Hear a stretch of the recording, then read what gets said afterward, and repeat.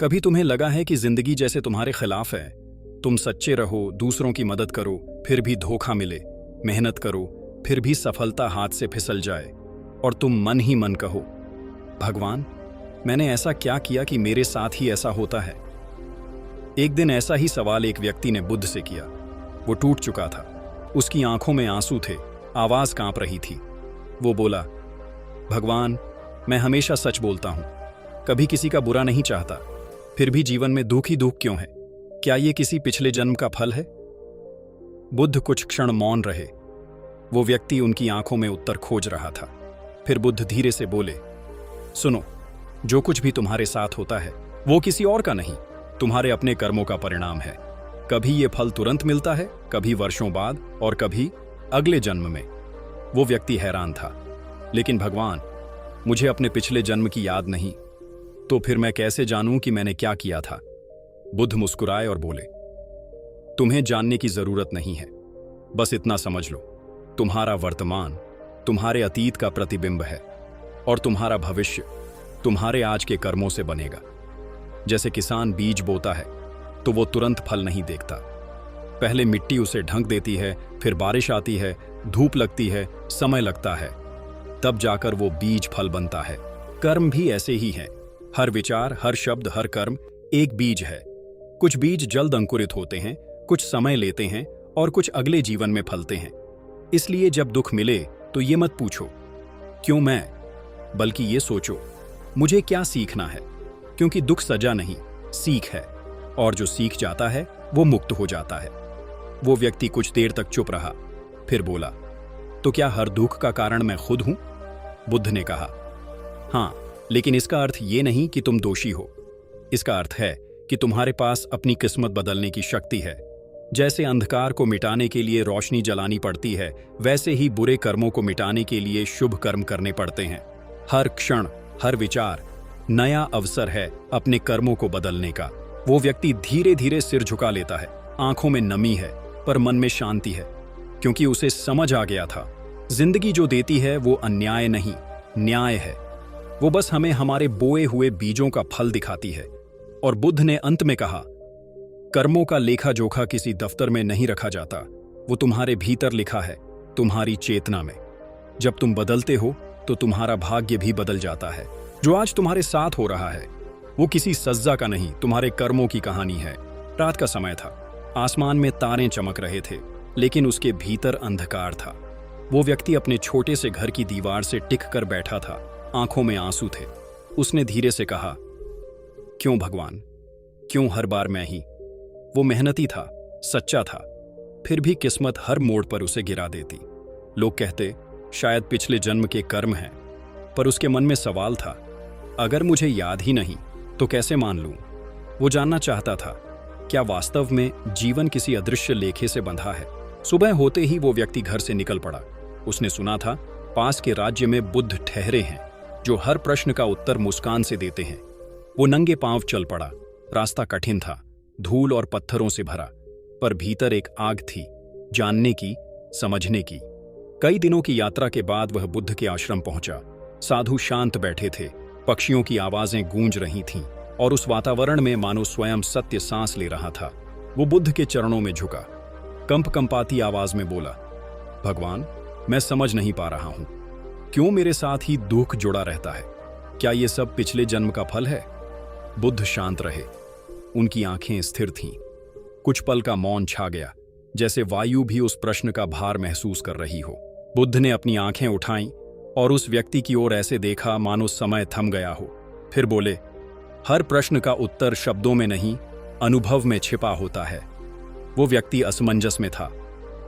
अनुभव में?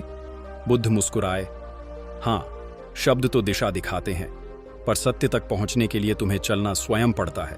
फिर बोले, मैं तुम्हें एक कहानी सुनाता हूं, शायद उसी में तुम्हारा उत्तर मिल जाए।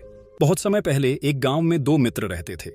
एक दयालु था, करुणा से भरा, और दूसरा स्वार्थी, क्रोध से भरा हुआ। एक दिन दोनों ने देखा, सड़क किनारे एक बूढ़ा व्यक्ति भूख से तड़प रहा है। पहला मित्र झुककर उसे रोटी दे देता है, दूसरा हंसते हुए कहता है, भूखों को खिलाने से क्या मिलेगा, दुनिया अपने कर्मों से चलती है। दयालु मुस्कुराता है, शायद यही मेरा कर्म है, दूसरों को भूख से बचाना। और यहीं से दोनों के भाग्य ने अपनी अपनी दिशा पकड़ ली। वर्ष बीते, एक तूफान में दोनों की मृत्यु हो गई। पर कहानी यहीं खत्म नहीं हुई, क्योंकि जीवन खत्म होता है, कर्म नहीं। दयालु व्यक्ति अगले जन्म में राजा बना और स्वार्थी व्यक्ति गरीब किसान के रूप में जन्मा। राजा को सब सुख मिले, महल, सेना, वैभव। किसान को मिला संघर्ष, भूख और उपेक्षा। लेकिन अजीब बात थी, राजा के मन में शांति नहीं थी और किसान के भीतर अजीब सुकून था। राजा रोज महलों में घूमता और सोचता, मेरे पास सब कुछ है, फिर भी मैं खाली क्यों हूं? वो हंसता, पर भीतर कोई रोता रहता। हर दावत में, हर नृत्य में उसे बस एक सवाल सुनाई देता, क्यों? एक दिन उसने दर्पण में खुद को देखा। चेहरा सुंदर था, पर आंखें थकी हुईं। तभी उसने तय किया, वो इस प्रश्न का उत्तर ढूंढेगा, चाहे उसे सब कुछ छोड़ना पड़े। राजा ने अपने सैनिकों को पीछे छोड़ा और एकांत की ओर निकल पड़ा। घने जंगल, बहती नदियां और पक्षियों का संगीत, मानो प्रकृति उसे सत्य की ओर बुला रही हो। दिनों की यात्रा के बाद उसे एक साधु मिले, शांत, गंभीर, और उनकी उपस्थिति में अजीब सी शांति थी। राजा ने झुककर कहा, गुरुदेव, मेरे पास सब कुछ है, फिर भी मन में रिक्तता क्यों है? साधु ने मुस्कुराकर कहा, क्योंकि तुम्हें अपने कर्मों की कहानी याद नहीं है। साधु बोले, जो बीज तुम बोते हो वो कभी मिट्टी में खो नहीं जाता, वो समय आने पर लौटकर तुम्हें ढूंढ लेता है। राजा हैरान था, तो क्या मेरे दुख का कारण मेरा अतीत है? साधु बोले, हां, लेकिन तुम्हारा अतीत तुम्हारी सजा नहीं, तुम्हारी सीख है। हर जन्म एक अवसर है अपने पुराने कर्मों को समझने और उन्हें बदलने का। राजा की आंखें भीग गईं। उसे लगा जैसे उसके भीतर कोई गांठ खुल गई हो। साधु बोले, देखो, अतीत बदल नहीं सकता, पर वर्तमान से भविष्य लिखा जाता है। कर्म कोई सज्जा नहीं, वो ऊर्जा है जो लौटकर तुम्हारे पास आती है। राजा बोला, तो मैं क्या करूं? साधु बोले, हर पल करुणा से जियो, जो दुख तुमने दिया था उसे प्रेम से भर दो, यही कर्म का संतुलन है। राजा ने हाथ जोड़ लिए। उस दिन उसने पहली बार समझा, सच्ची पूजा मंदिरों में नहीं, कर्मों में होती है। वो व्यक्ति बुद्ध के सामने बैठा था और उसके मन में 1000 सवाल थे, पर बुद्ध कुछ बोले नहीं, बस शांत रहे। वो मौन भी जैसे उत्तर दे रहा था। धीरे धीरे उस व्यक्ति का मन भी शांत होने लगा। उसे महसूस हुआ कि कभी कभी उत्तर शब्दों से नहीं, मौन से मिलते हैं। बुद्ध ने कहा, जब मन शांत होता है तभी कर्म का रहस्य समझ में आता है। बुद्ध बोले, हर जीव, हर घटना एक अदृश्य धागे से बंधी है, जिसे कर्म सूत्र कहते हैं। यह धागा दिखता नहीं, पर सब कुछ जोड़ता है। आज जो तुम्हारे जीवन में घट रहा है वह उसी धागे की गूंज है। कभी कभी तुम किसी को दुख देते हो और भूल जाते हो, पर वह कर्म तुम्हें नहीं भूलता। बुद्ध ने अपने पास रखी मिट्टी उठाई और कहा, जैसे यह मिट्टी बीज को ढांक लेती है, वैसे ही कर्म भी छिप जाता है, पर समय आने पर यह फूटता है और परिणाम देता है। इसलिए जो बोओगे वही पाओगे, चाहे आज या अगले जन्म में। वो व्यक्ति ध्यान से मिट्टी को देखता रहा, जैसे उसमें अपना अतीत खोज रहा हो। तुम्हारा आज तुम्हारे अतीत का प्रतिबिंब है, बुद्ध बोले, और तुम्हारा कल तुम्हारे आज के कर्मों से बनेगा। इसलिए भविष्य बदलना है तो वर्तमान में शुभ कर्म करो। दुनिया को दोष देने से कुछ नहीं होगा। वो व्यक्ति धीरे धीरे सिर झुकाकर बोला, भगवान, मैंने हमेशा दूसरों को दोष दिया। अब समझ आया कि गलती मुझ में थी। बुद्ध बोले, हर क्षण तुम्हारे पास चुनाव है, दुख को स्वीकार करने का या उसे और बड़ा बनाने का। जिस दिन तुम यह समझ जाओगे कि हर स्थिति तुम्हें कुछ सिखाने आई है, तुम्हारा जीवन बदल जाएगा। वो व्यक्ति बोला, तो क्या दुख से भागना गलत है? बुद्ध मुस्कुराए, भागो मत, समझो, तभी मुक्ति मिलेगी। बुद्ध ने कहा, तुम्हें अपने पिछले जन्म की याद नहीं, लेकिन तुम्हारी आत्मा को याद है। उसकी स्मृतियां तुम्हारे स्वभाव, आदतों और भावनाओं में छिपी हैं। अगर तुम बार बार वही गलती दोहराते हो तो समझो वो अधूरा कर्म फिर से पूरा करने आया है। कर्म पत्थर नहीं है, बुद्ध बोले, जिसे एक बार फेंक दिया तो लौट नहीं सकता। कर्म मिट्टी की तरह है, उसे बदला जा सकता है, ढाला जा सकता है, अगर तुम सजग हो जाओ। वो व्यक्ति बोला, कैसे बदलें बुरे कर्म? बुद्ध बोले, दया से, क्षमा से और प्रेम से। बुद्ध बोले, जब तुम किसी को माफ करते हो तो तुम उसे नहीं, खुद को मुक्त करते हो। जो तुम्हारे साथ बुरा करता है वो सिर्फ अपना कर्म बो रहा है।